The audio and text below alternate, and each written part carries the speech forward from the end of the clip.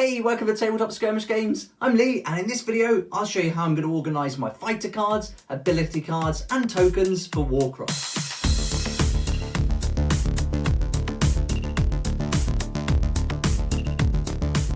So I've been keeping all my Warcry fighter cards and ability cards in this really useful box, and I've got them in like bags for each warband. But it's just getting to the point now where this is full. It's not easy to kind of get to the different warbands as I want to go through their different fighter cards and stats for different games. And then also the tokens are all building up. So I thought I'd look at a different way of storing these so I've got easy access to them. I can quickly get to the warband I want when I want to play a battle. And so I thought I'd make a little video just showing you one of the solutions I've come up with.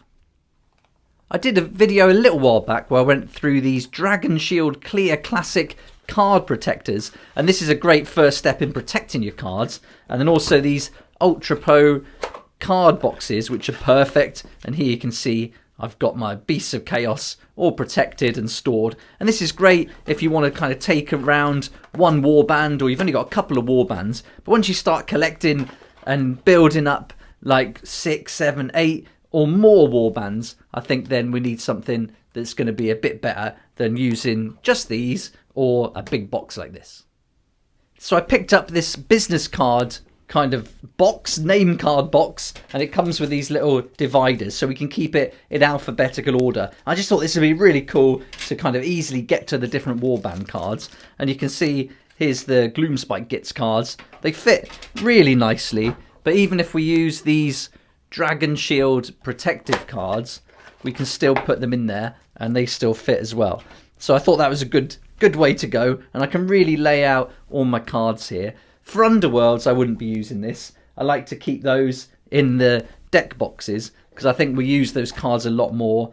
And I think you have, like, once you've built your deck, it's nice to have it in here. But this might be an idea for Underworlds as well, for all your spare cards or the ones you don't use in your main deck very often. It could be a way to keep them in there, and you could put them in alphabetical order by name, and that might work as well. But for me, this is just going to be pretty much for Warcry, and I'm also going to use it to store my terrain cards from the Soul Drain Forest set, and so that's a good way to put those in there too.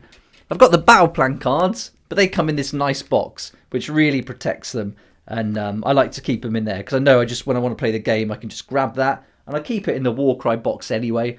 But this is mainly for the fighter cards and the spare terrain cards that don't come with a box like this. That just leaves us with our fighter type and ability cards. And so I picked up this real cheap index card box. So this is a 6" by 4".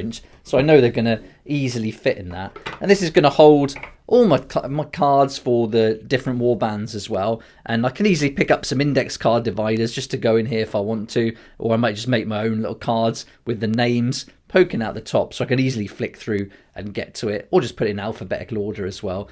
But that closes. It's going to keep them nicely protected, and I think that's a really quick, cheap, easy solution to getting all the cards in some kind of order ready for when we play our battles. I've also got a ton of tokens now, and if you collect Warcry, you know that you're going to get loads of these too. And these, I got some in the Warcry Catacombs main set. These came from the Soul Drain Forest set that I unboxed, and that's up on the channel if you want to watch that. But you also get them in the packs. The newer ones are included them now, so we've got some for the Iron Jaws here.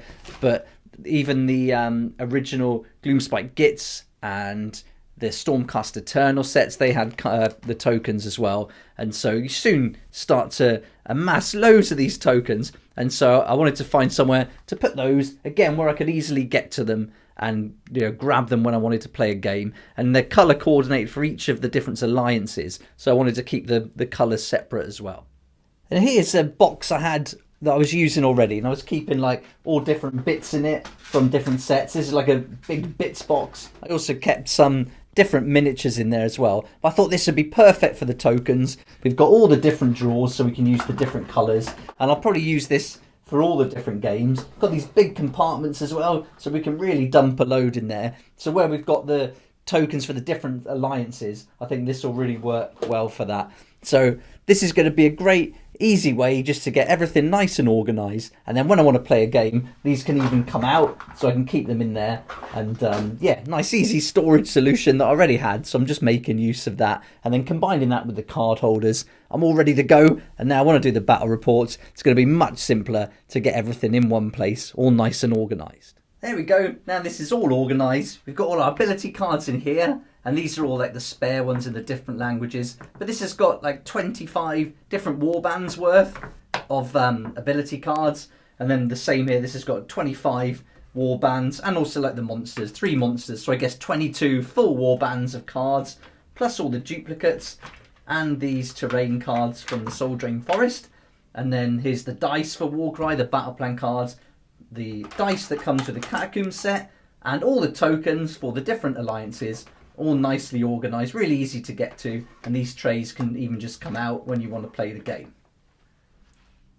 The only downside with this card box is that most of the warbands begin with S, so we're going to have lots of cards with S, so we need a lot more dividers, and these little dividers that come are actually pretty much the same size as the cards, so they don't poke up. So I'll have to make some little dividers, and I put these cards in there for now, but obviously you won't be able to close it without that. So I'll just make some little dividers out of card that come a bit higher, and then I can write the name of the actual warband in. So I'd say these are alright for putting the groups of warbands in alphabetical order, but when we want to have the name of each warband, I think that's going to help to have a little tab of their own.